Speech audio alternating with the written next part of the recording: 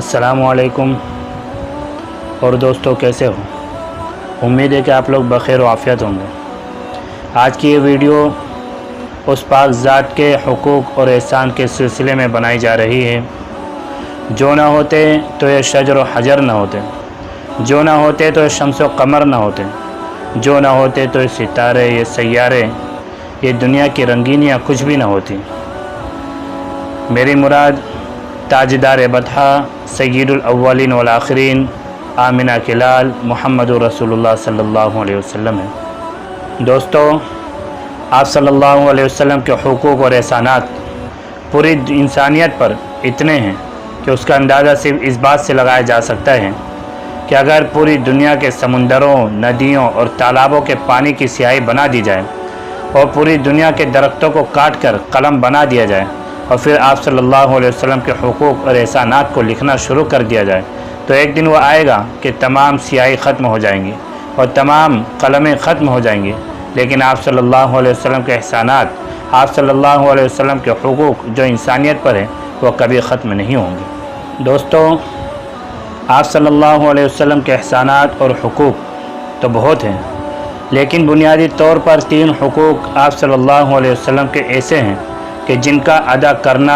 हर मुसलमान के लिए ज़रूरी है। अगर उन 3 हुकूक में से किसी एक हक़ में भी कमी या कोताही रह गई तो समझो हमारा ईमान नाक़िस रह जाएगा, हमारा ईमान अधूरा रह जाएगा। और 3 हुकूक कौन कौन से हैं? नंबर 1 अज़मत, नंबर 2 मोहब्बत, नंबर 3 मुताबाअत। नंबर 1 अज़मत।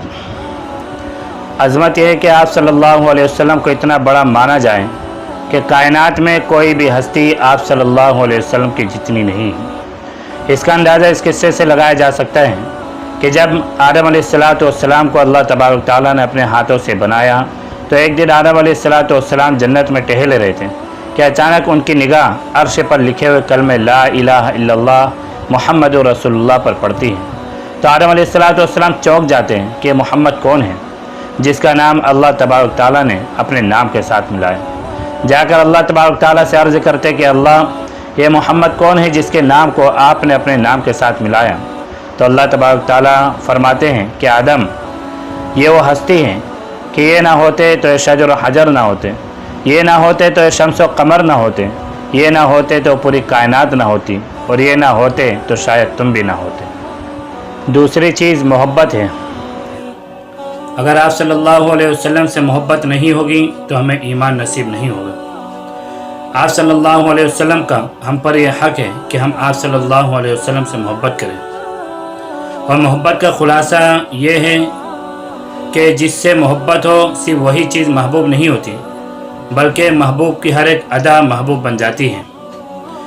जिस शख्स को किसी से मोहब्बत होती है तो उस शख्स ये चाहता है कि मैं अपनी सूरत भी वैसी बना लूँ जैसे मेरे महबूब की है, मैं अपने चाल ढाल भी वैसी बना लूँ जैसे मेरे महबूब की है, मैं अपना रहन सहन का ढंग भी वो अपना लूँ जो मेरे महबूब का है। गर्ज ये है कि जब किसी शख्स को किसी से मोहब्बत हो जाती तो उसके रंग में रंगा जाता है और वो उसकी सीरत, सूरत, उसकी चाल ढाल, उसके रहन सहन, हर चीज़ को अपना महबूब बना लेता है। इसकी मिसाल हमारे उस्ताद मोहतरम मौलाना अतीकुर रहमान साहब पालनपुरी फरमाया करते थे कि शाहजहाँ को अपनी बेगम मुमताज़ महल से बड़ी मोहब्बत थी, वो उसकी हर एक अदा पर फ़िदा था। एक मरतबा शाहजहाँ ने मुमताज़ महल को 2 कबूतर ला के दिए और कबूतर बहुत ही ज़्यादा खूबसूरत थे। शाहजहाँ ने मुमताज़ से कहा कि इनका ख्याल रखना कहीं उड़ने ना पाए। इतना कहकर शाहजहाँ बाहर तशरीफ़ ले गए और थोड़ी देर के बाद जब तशरीफ़ लाए तो एक कबूतर को नहीं पाया। शाहजहाँ को बहुत गुस्सा आया और मुमताज़ महल से कहा कि कबूतर कहाँ गया? मुमताज़ ने कहा कि वो तो उड़ गया। शाहजहाँ को और भी ज़्यादा गुस्सा आया। उसने मुमताज़ महल से पूछा कि कैसे उड़ा? तो मुमताज़ महल के हाथ में जो दूसरा कबूतर था, मुमताज़ महल ने उस कबूतर को इस तरह उड़ा के बताया, बोले इस तरह उड़ा। तो मुमताज़ महल की इस अदा पर शाहजहाँ फ़िदा हो गया और उसको माफ़ कर दिया, अपने गुस्से को ठंडा कर लिया। गर्ज ये मिसाल थी कि इंसान को जब किसी से मोहब्बत होती है तो उसकी हर एक अदा पर फ़िदा हो जाता है। तो इसी तरह आप सल्लल्लाहु अलैहि वसल्लम का हक़ है हम पर کہ ہم بھی آپ صلی اللہ علیہ وسلم کے ہر ادا کو پسند کریں اور ان کے ہر ایک ادا سے محبت کریں اور ان کی زندگی کو اپنی زندگی میں ڈھالنے والے بنیں۔ تیسری چیز متابعت ہے، یعنی جو قانون آپ صلی اللہ علیہ وسلم نے اللہ تبارک تعالیٰ کے پاس سے لا کر ہمیں دیا ہے، ہمارے لیے حق ہے کہ ہم اس کی پیروی کریں، اس کی اطاعت کریں، اس کو فالو کریں۔ آپ صلی اللہ علیہ وسلم کی ایک ایک سنت کی ادائیگی میں جو نورانیت ہیں اور جو خیر و برکت ہیں، ہم اپنی عقلوں سے ہزار قانون بنا لیں، ہزار طریقے اپنا لیں، مگر اس میں وہ خیر و برکت اور نورانیت نہیں ہو سکتی جو آپ صلی اللہ علیہ وسلم کی ایک ایک سنت کی ادائیگی میں آتی ہے۔ سنت کی خیر و برکت کا ایک بہت ہی زبردست واقعہ سنا کر میں اپنی اس ویڈیو کو پورا کروں گا۔ مولانا کلیم صاحب صدیقی فلت والے، آپ لوگوں نے ان کا نام سنا ہوگا، بہت ہی مشہور شخصیت ہیں اور بہت اللہ والے ہیں۔ وہ فرماتے ہیں کہ ایک دن ایک ہندو بھائی میرے گھر تشریف لائے، اور اتفاق ایسا کہ جس وقت وہ تشریف لائے اس وقت میں اپنی بھانجی کے نکاح میں جا رہا تھا۔ وہ اچانک ان کی گاڑی آ کے میرے گھر کے سامنے رکتی ہے۔ میں ان سے ملاقات کرتا ہوں اور ان سے ان کے آنے کا مقصد پوچھتا ہوں۔ وہ کہتا ہے کہ حضرت جی، میں بہت زیادہ پریشان حال ہوں، میں آپ سے اپنی پریشانی شیئر کرنے آیا ہوں، پلیز آپ مجھے تھوڑا وقت دیجیے۔ مولانا فرماتے ہیں کہ آپ یہاں تھوڑی دیر تشریف رکھیں، میں اپنی بھانجی کے نکاح میں جا رہا ہوں، ابھی آتا ہوں، پھر آپ سے بات چیت کرتا ہوں۔ وہ شخص سے کہتا ہے کہ آپ اپنی بھانجی کے نکاح میں کہاں جا رہے ہیں؟ مولانا کہتے ہیں کہ سامنے جو مسجد ہے میں اسی مسجد میں جا رہا ہوں، وہیں آج میری بھانجی کا نکاح ہے۔ وہ شخص سے کہتا ہے کہ میں بھی آپ کے ساتھ چلنا چاہتا ہوں اور میں بھی اسلام کا نکاح دیکھنا چاہتا ہوں کہ اسلام میں نکاح کس طرح ہوتا ہے۔ مولانا فرماتے ہیں کہ میں نے اس کو اجازت دے دی اور وہ میرے ساتھ اندر مسجد میں تشریف لے گئے۔ جب وہاں جا کر وہ شخص دیکھتا ہے کہ یہاں تو چند لوگ بیٹھے ہوئے ہیں اور ایک مولانا ہیں جو دلہے صاحب سے ایجاب و قبول کروا رہے ہیں، تو وہ شخص بہت حیران اور پریشان ہو جاتا ہے اور مولانا سے کہتا ہے کہ مولانا یہ کیا ہے؟ آپ تو کہہ رہے تھے کہ نکاح ہونے والا ہے، یہاں تو کوئی فنکشن ہے نہیں، کسی طرح کا نکاح کا کوئی ماحول نہیں لگ رہا ہے۔ مولانا نے کہا کہ یہی تو نکاح ہے۔ وہ شخص اور ذرا پریشان ہو گیا اور سوچنے لگا کہ شاید مولانا ہندو سمجھ کر مجھ سے کچھ چھپا رہے۔ وہ شخص سے کہنے لگا کہ مولانا پلیز آپ مجھ پر بھروسہ کیجیے اور مجھ سے کسی چیز کو چھپائیے نہیں، آپ صحیح بتائیے کہ کیا ہو رہا ہے۔ مولانا نے کہا کہ یہی تو نکاح ہے، ہمارے اسلام میں نکاح اسی طرح سادگی سے ہوتا ہے۔